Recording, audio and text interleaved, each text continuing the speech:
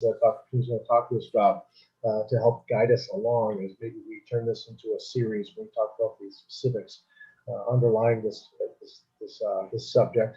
And every single one of us, if we've reproduced, are going to be having to deal with this. So any of us who've obviously been born were the effects potentially of this, and that is effective parenting. Tell us a little bit about that, Dr. Well, we've done this series of parenting in Spanish, and we're going to doing it now in English.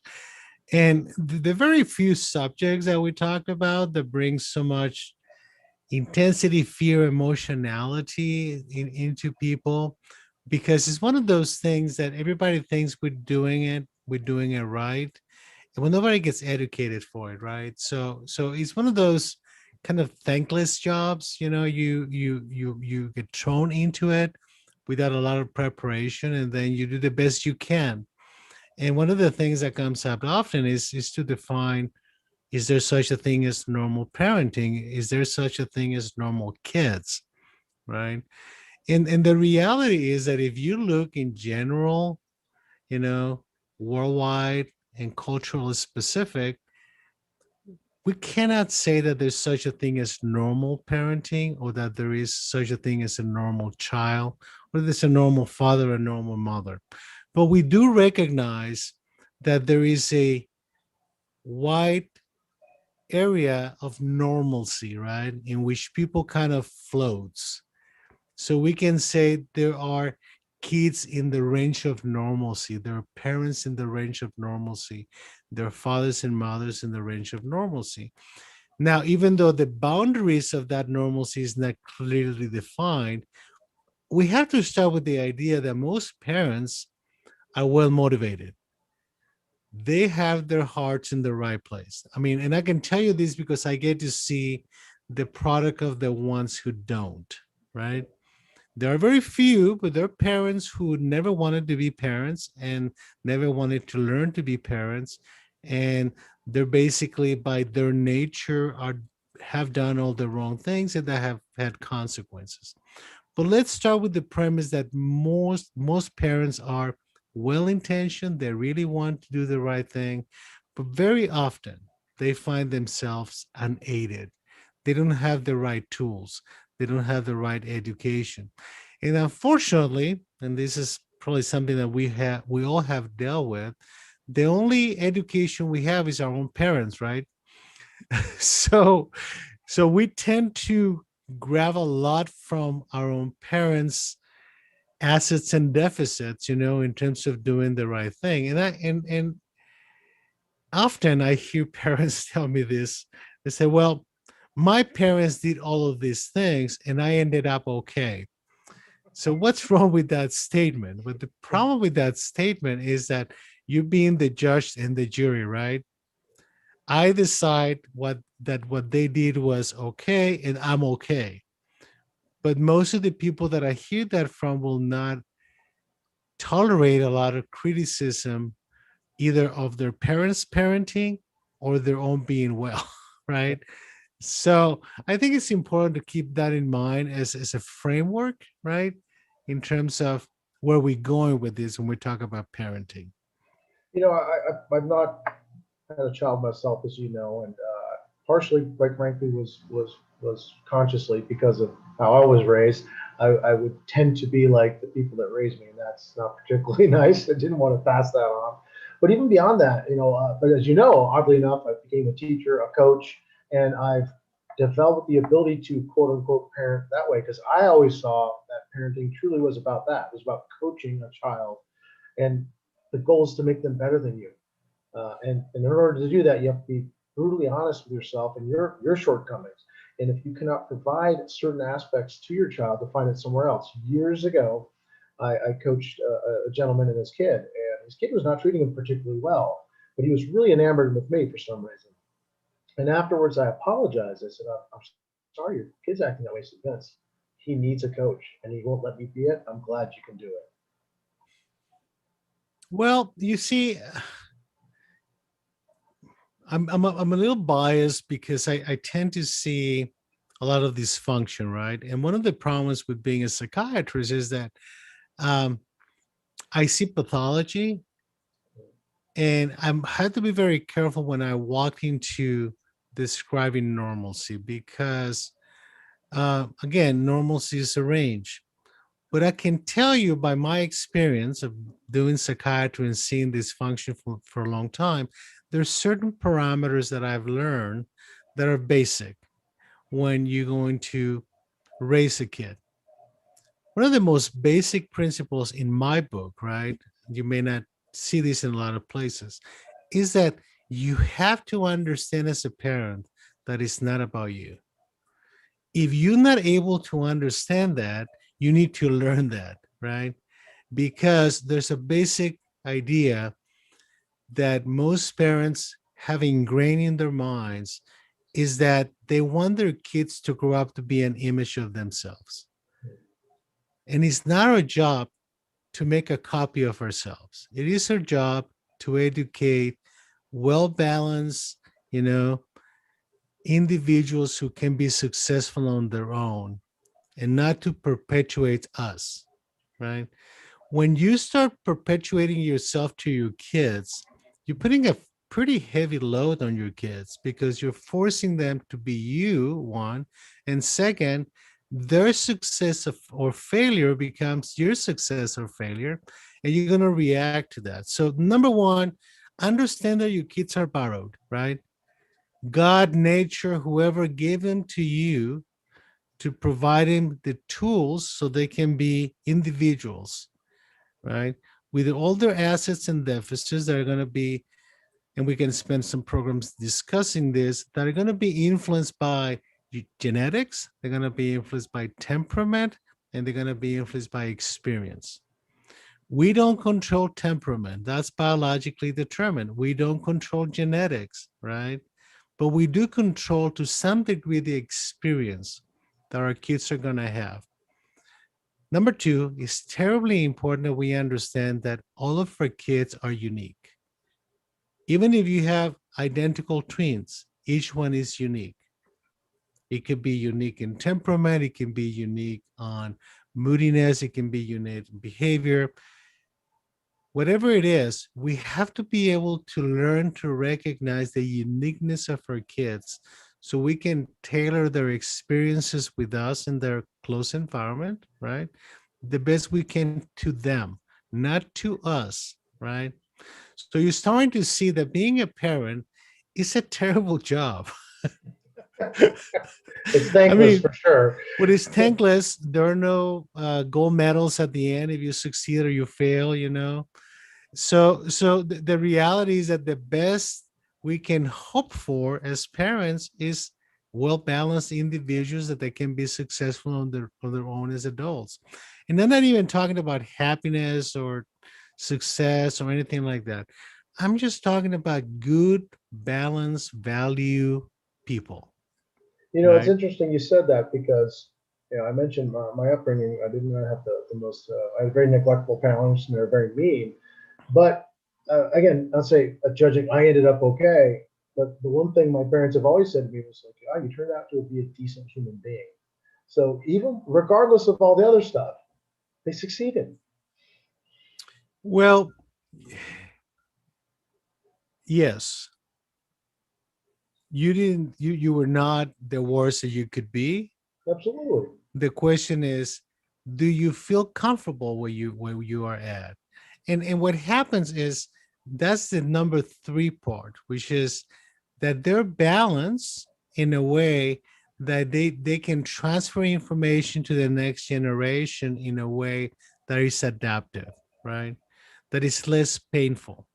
Because there's a component of our being raised, right, that impacts our ability to relate to people, that impacts our ability to be content with our lives, that impacts our ability to be happy with ourselves, right? And don't take me wrong, everybody in life go to some degree of that, right? Actually, I think it's almost a requirement, right? Mm. That you have self-exploration and self-questioning, right? And that you change your goals and that you mature and you learn from experience and you make mistakes. Everybody goes through that. The question is, can you go through that based on your life experiences without too much damage to yourself? without too much damage to your soul and without too much damage to your social interactions, right?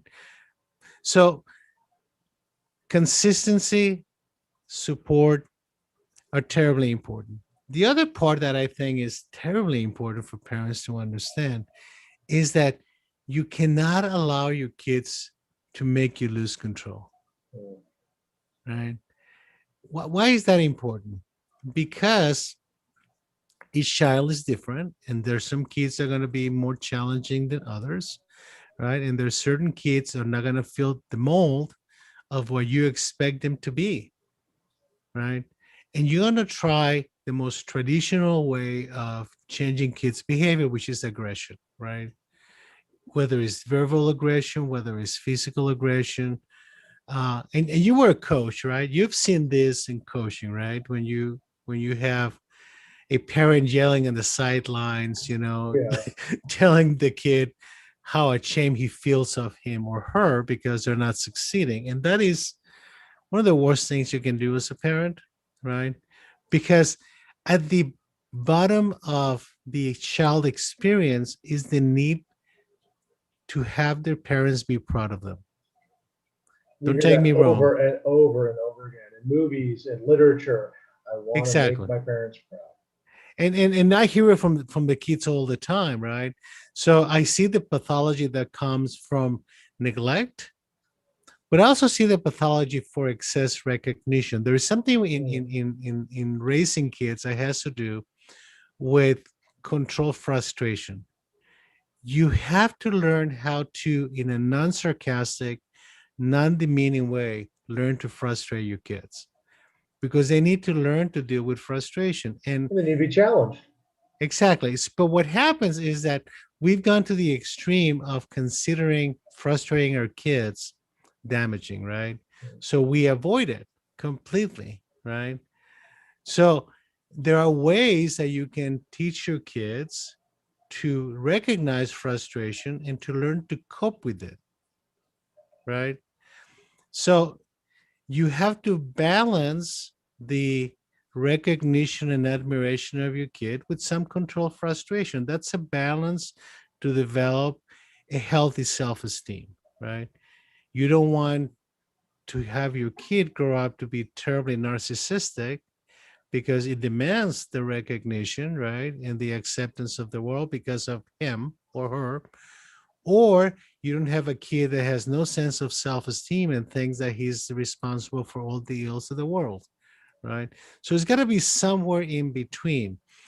And in some societies, in particular in Anglo-Saxon well-developed countries, we see this problem of trying to protect the kids from any frustration, trying to protect the kids from any pain. And the culture of helicopter parenting and putting the kids in boxes, and if the teacher says my kid's bad, I'm going to go and fight with them and report him to the principal, and I'm going to have to protect my kid from the teacher, right? Which never, you and I never experienced that because Like the our opposite. parents, they always our they parents, always our sided with parents, the teacher. yeah, our parents never protected us from the teachers, right? The other thing that we need to understand as parents is that it's not the teacher's job to raise our kids. It's the teacher's job to educate our kids, right? And we have to be able to tolerate our kids' imperfections, right? Now, we have to balance that with recognition and not with punishment, which is the other mistake that is often made. There's a lot of excessive punishment, and I have to say this is going to sound a little controversial. Most parents don't know how to punish properly, if that makes any Oh sense. no, And, yeah, and, I, and I wouldn't absolutely. call it punishment, I would call it consequence. So Mhm. we need to start changing our wording, right? How do we consequence our kids so they learn something from it? Not how do we punish our kids so they know who's the boss, Mhm. right? Well, punishment intimates that you're doing something to somebody. Consequences intimates that they're actually partially responsible for And they're learning from it, it. right? Absolutely. That they have to learn from it. But we, not unusually, put our ego on the line, right? We basically say, is you have to recognize my power and authority or else. So we, it comes back to the idea of what is the purpose of parenting, right? And in my business, in the psychiatric world, whether it's biology, psychology, or sociology, we always have to ask, what is my purpose? Is my purpose for the patient to know how knowledgeable I am? Absolutely not. It is my purpose to provide the patient or the individual in front of me with the information so they can live their life more adaptably. It has nothing to do with me. I am a vehicle. So parents are a vehicle to help kids develop more adaptive ways of functioning in their lives.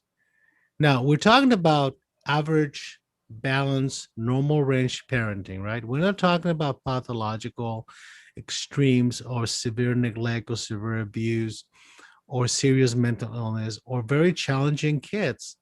That requires a little bit more of education, but I do think that people really need to make an effort to, especially if you're planning to be a parent, to learn to be a parent, right? Not assume that because I had good parents, I'm going to be a good parent. Each one, mom and dad, or couples have their own uniqueness or is different than their parents that comes from their own temperament, their own genetics, and their own experience, right? And their So own interaction, right? A mother and father communicating a certain way, being on the same page, supporting one another. We hear the extremes in TV and movies of good cop, bad cop. It's really much more subtle than you see, one of the and I was doing some before this podcast, I was doing some review of um, a lot of the what's being written about parenting in the last few years, right?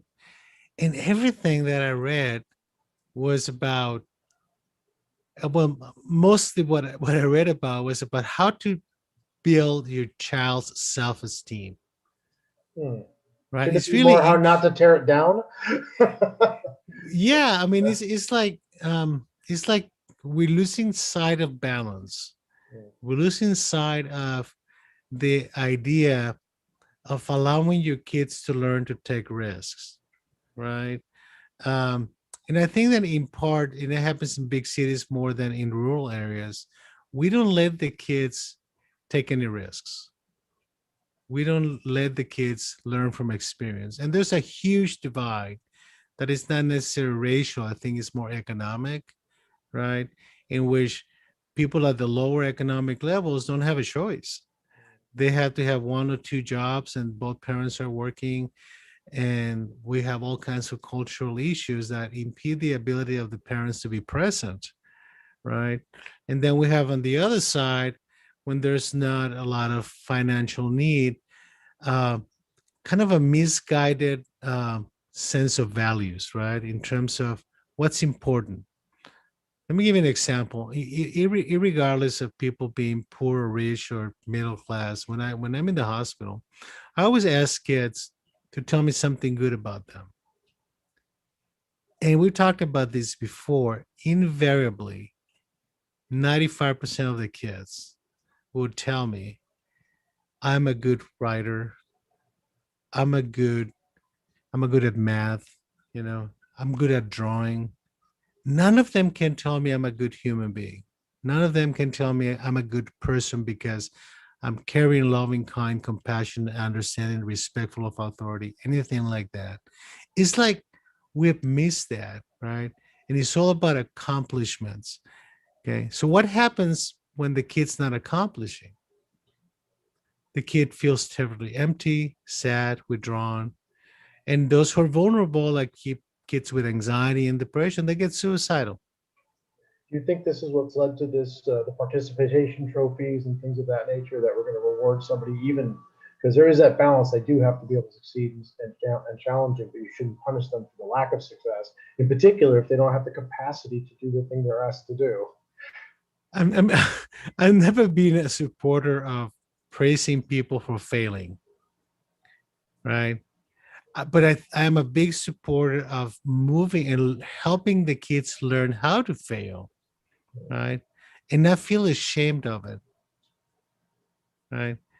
because what we do is we go into this over evaluation and devaluation of the kids' values. I like you when you win, and I hate you when you lose. Right. So here's the reality of life is that, and you know this better than most people, there are winners and losers, but the losers need to learn to lose. Right. I mean, let me give an example that goes outside of parenting, and I think it should be part of parenting. Kids nowadays don't have the slightest idea how to deal with death. They have no experience with grief. Why? Because they haven't experienced that. Yeah, absolutely. Because for in highly educated societies or very successful first world in particular, people don't die a lot. I mean, actually, during Well, they this do. COVID pandemic, I It's think that the this, first time for a long time yeah, that we've had that. Yeah. there's been an experience. I was hearing some statistics. I think this is worldwide. 1 million kids lost their grandparents. Right. So, but they haven't experienced that loss. I mean, I'm not talking just about kids. I'm talking about millennials. Nobody in their life has ever died. Yeah, my wife, other than her former father-in-law, until she met me, didn't know anybody. Since she's met me, I've buried 7 people, and her parents are getting old. Her parents are getting old, and the step kid, as you know, she's got like 6 grandparents. The So time's how coming. do The time's coming. so So how do how you do prepare them for that, right? yeah, how do we educate him to learn that loss is part of life, Yeah. right? So we try to shelter our kids from negative, what we call negative experiences that in reality are not negative. They're life experiences, right? That makes them grow as more sensitive human beings, so they And can they're understand inevitable. other, yeah, and they can understand other people's pain, right? It helps with empathy, sympathy, and all the Exactly, things, and all the values we talk about. exactly. And I was talking to a patient today, who her husband left her, right? And she was describing a typical classic grief reaction, right? It was like the end of the world. She hadn't had a lot of experience with loss. But we need to understand that grieving is not only about death, it's about loss. And everything that we lose something that is dear to us, it hurts. And it's okay. It's okay to hurt. It's not the end of the world. Okay. You don't have to think that there's not life after that. You don't have to think that life has to end for you too because you hurt too much. Right. But I think that we also lost sight of community parenting, right? Takes a Uh, village. is a village. And I don't want to get into the politics of its ability because slippery slope. But I do believe that we have to socialize the parenting too, right? You see, what I see with young couples nowadays is a lot of competition of who's doing the right job and who's not. And we need to stop that. We need to start talking as couples, young couples, and I'm talking about my kids, who have children now and my grandkids. They need to talk about how can they help together to have a group that is helping parenting, right? That is challenging the kids and is praising them and is teaching them how to fail. Yeah. I mean, I go to not to my grandchildren's sports events, soccer and baseball and those kinds of things. And I see a lot of anger. I see a lot of frustration. I think of going to see my grandchildren playing soccer as a joy. Mm, It doesn't matter if it's the best or not. absolutely. It's about them growing. It's about them learning. It's about learning to deal with difficult situations. Not for me as a grandparent arguing with another grandparent about who's got the best grandchild, because we get back to purpose. What is the purpose of raising your kids? it's not about us. It's about them.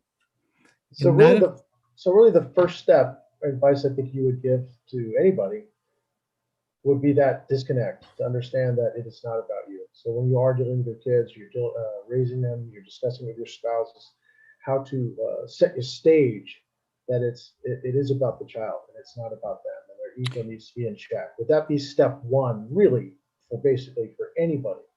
exactly. Okay. And I said I think a step number two is that once you get to recognize that it's not about you, you can get into the joy of process, right? You can enjoy being a parent because you're processing the best you can for them. Okay. And instead of suffering because they're not doing what you say they're supposed to do. So once you understand that it's not about you, then it's a little easier to implement boundaries, to implement rules, to implement guidance, right? And provide it with empathy and support when they're hurting, right? But not to rescue them because it makes you feel good that you're a rescuer, right? Uh, I've learned a lot from some of the native societies, both in the United States and in other parts of the world, in how they raise their kids, right? And how the kid becomes part of the community. And I'm not saying that they have other problems, but the reality is that discipline with younger children is not as much of a problem. And that is because kids become part of their responsibility process at a very early age, you know? Go and feed the cows when you're 3 years old. I mean, stuff like that, right? You don't have to go with the kid and make it an adventure every time they see a wild animal, right? Or feed the chicken or whatever, get the garbage out, because the kids grow up with a sense of responsibility. So when we talk about it takes a village, the village can be pretty small, it can be a family, but everybody has some sense of ownership and responsibility from very early age. So when you tell the kid when they're 10 years old to wash the dishes, it's not a catastrophe, right? I'll wait until I finish my video game, because you trained and you educated that kid because it was good for the kid early in life to start washing dishes after dinner or after lunch or whatever, right? So that process of the village can be as small as a family. And then you start making the kids part of the process of the family so they can learn a sense of responsibility and joy from it. Because if you don't do it early in life, when you try to do it when, well, now they're mature enough, they're 8, they're 9, they're 10, now they should do it, but you're bothering them. Because you didn't inculcate that. Exactly. So raising your kids does not start when they make sense, just it starts when they don't make sense. It starts when they're little, right? So again, I think that we need to keep that in mind and put it in perspective. But we're going to be talking a little more about this as time goes on, and we get a little more into parenting and get into more specific, probably ending with the idea of, okay, how do we do when everything goes wrong, right? Absolutely. Which is what I see every day. Yeah, well, once again, I appreciate your information, Doctor. I'm sure the audience does too. And please, out there, please do comment, like, share, and in particular on the YouTube channel, if you want to hear some specifics of what we're going to be talking about in this series about effective parenting, please leave some questions for us that we can get to if you're not here live on air. And we will see you very, very soon. Thank you, Thank Doctor. you. And thank you to everybody for listening to us today. Thanks.